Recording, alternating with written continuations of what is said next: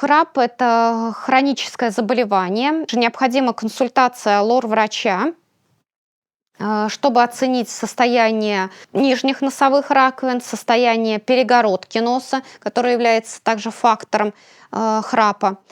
Также оценивается, есть ли у пациента эндокринологические заболевания, такие, например, как ожирение, э, потому что это тоже является фактором риска появления храпа у пациента. Если же мы все это исключили, то направляем к врачу-сомнологу,